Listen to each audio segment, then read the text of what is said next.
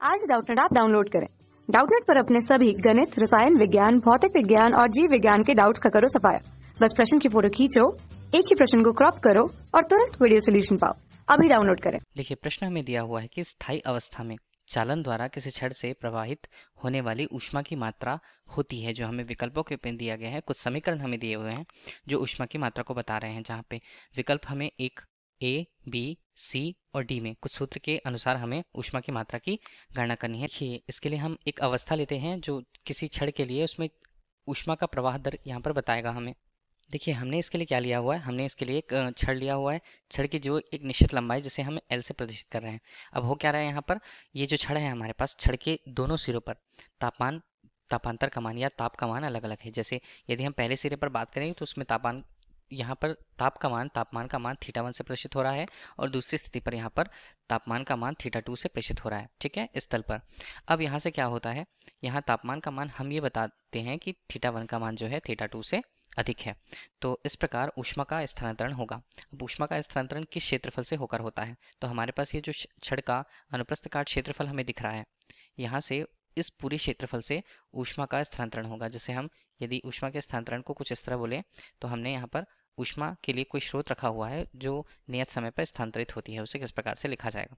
देखिए, ये हमारे पास जो मौजूद है, जो क्षेत्रफल, अनुप्रस्थ काट क्षेत्रफल, उसे हमने कुछ इस तरह दर्शा दिया कि यहाँ पर ये जो छड़ हमें दिख रही है, उसका अनुप्रस्थ काट का क्षेत्रफल जिसे ए से प्रदर्शित किया जाता है।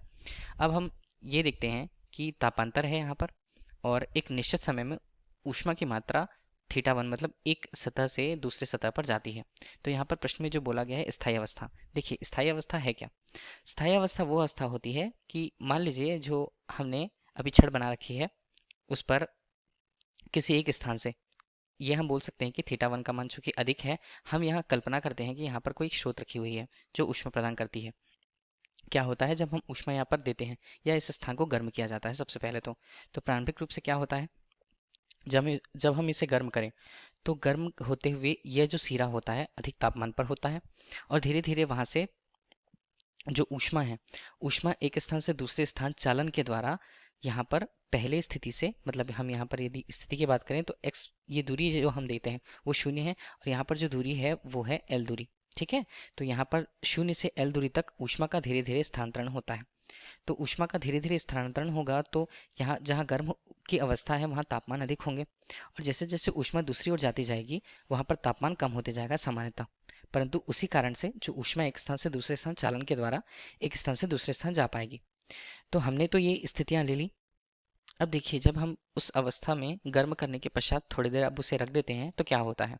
अब ऐसा होता है कि कुछ एक स्थितियों के बाद प्रत्येक निश्चित दूरी पर जो एक यहाँ पर पृष्ठ मिलते हैं, पृष्ठ हमने कुछ इस तरह से लिया, तो पहला पृष्ठ हमें ये दिख रहा है।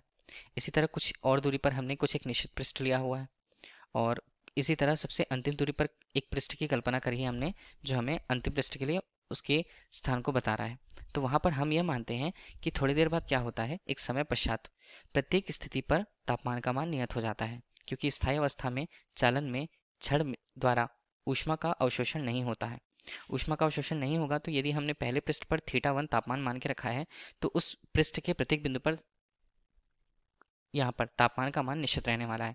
इसी तरह हमें पहला पृष्ठ दिखा, यहाँ पर दूसरा पृष्ठ दिखा, और चलिए हमने इसे तीसरा पृष्ठ भी ले लिया। तो इन सभी पृष्ठों पर तापमान के मान एक समय पश्चात नियत होते हैं, और समय के साथ इनमें तापमान में परिवर्तन नहीं होता है। इसे ही हम बोलते हैं स्थायी दशा या स्थायी अवस्था। ये हम इससे ऊष्मा का प्रवाह की मात्रा कैसे जान पाते हैं, क्योंकि यदि ऊष्मा प्रवाह किसी अन्य अन्य या विभिन्न वस्तुओं पर दी जाती है तो उनके अवस्थाओं के अनुसार या उनकी क्षमताओं के अनुसार ऊष्मा एक स्थान से दूसरे स्थान समय के साथ जा पाती है। तो हम उसे कहते हैं पदार्थों की ऊष्मा चालकता है। इसे किस प्रकार देखा जाएगा, देखिए, यदि ऊष्मा प्रवाह की दर होती है तो किन किन माध्यमों पर निर्भर करती है। पहला जिस अनुप्रस्थ काट क्षेत्रफल ए क्षेत्रफल से जो यहाँ पर ऊष्मा है, जितना अधिक क्षेत्रफल होगा उतनी अधिक ऊष्मा की मात्रा उस क्षण से या उस जगह से निकल पाती है। तो हम इस तरह क्या बोल पाते हैं कि जो ऊष्मा की मात्रा है Q, वो उस क्षेत्रफल के अनुक्रमानुपाती है। दूसरी स्थिति में हम बोल पाते हैं कि जो यहाँ पर लंबाई है, जितनी अधिक लंबाई होती है तो ऊष्मा की प्रवाह की दर में उतना ही विपरीत असर पड़ता है। किस तरह से हम देखें कि देखिए, जैसे जैसे आप लंबाई बढ़ाते जाते हैं, शून्य अवस्था पर हो तो तापमान बहुत अधिक होगा वहाँ पर। अब जैसे जैसे आप वो शून्य अवस्था को बढ़ा करके इसकी लंबाई को बढ़ाते जाते हैं या उस छड़ की लंबाई को बढ़ाते जाते हैं, छड़ से जितनी अधिक दूरी रहती जाती है स्रोत की, जहाँ से उसे गर्म किया जाता है या ऊष्मा प्रदान की जाती है, उसके अनुसार ऊष्मा का मान घटते जाता है। तो हम इसे क्या बोल सकते हैं, 1 एल के रूप में, मतलब व्युत्क्रमानुपाती लंबाई को। अब इस तरह से हम देखें तो देखिए, जितना तापांतर अधिक होता है, तीसरी स्थिति पर हम बोल पाते हैं कि तापांतर मतलब θ1 ऋण θ2, अर्थात दो सिरों के बीच जो तापांतर हो जितना अधिक हो उतना ज़्यादा दर ऊष्मा के प्रवाह की या ऊष्मा की मात्रा उतनी ज़्यादा अधिक वहाँ से प्रवाहित हो पाती है। तो ये अनुक्रमानुपाती होते हैं θ1 और θ2। देखिए, ये तीनों स्थितियाँ हम अब इन्हीं तीनों स्थितियों को एक साथ यदि लिखा जाएगा तो हम बोल सकते हैं कि उस छड़ से प्रवाहित होने वाली ऊष्मा की मात्रा जो है, जैसे Q से प्रदर्शित किया जाता है, वो किनके एक साथ समानुपाती है, क्षेत्रफल A, तापांतर θ1 ऋण θ2 और लंबाई के यहाँ पर व्युत्क्रमानुपाती, इस रूप से। अब यदि हम इस समानुपाती का चिन्ह हटाते हैं तो हमारे पास एक नियतांक नया आता है जिसे हम K बोलते हैं, जिसे उस पदार्थ की ऊष्मा चालकता कही जाती है जो पदार्थ की प्रकृति पर निर्भर करते हैं। यदि पदार्थ के लिए ऊष्मा चालकता का मान अधिक है तो वहाँ ऊष्मा का स्थानांतरण अधिक या तेज गति से हो पाएगा। तो ये हमें बताती है ऊष्मा की मात्रा को। अब यहीं यदि हम ऊष्मा के प्रवाह की दर देखनी चाहें, ऊष्मा प्रवाह की दर हम किस प्रकार से देख पाते हैं कि ऊष्मा प्रवाह प्रति सेकंड या प्रति इकाई समय में कितनी प्रवाहित होती है, तो उसे ऊष्मा प्रवाह की दर हम कहते हैं, जिसको Q अनुपात T से व्यक्त किया जाता है, जिसका सूत्र क्या होगा, KA θ1 ऋण θ2 अनुपात L के रूप में। अब यदि हमें केवल ऊष्मा की मात्रा चाहिए यहाँ पर तो Q हम लिखते हैं, Q लिखेंगे तो KA θ1 ऋण θ2 यहाँ पर L और गुणा T के रूप में। देखिए, ये हमें स्थायी अवस्था में ऊष्मा प्रवाह की दर किसी छड़ के लिए बताती है।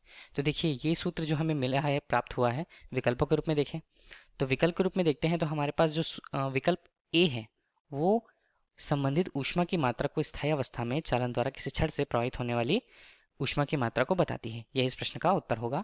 धन्यवाद।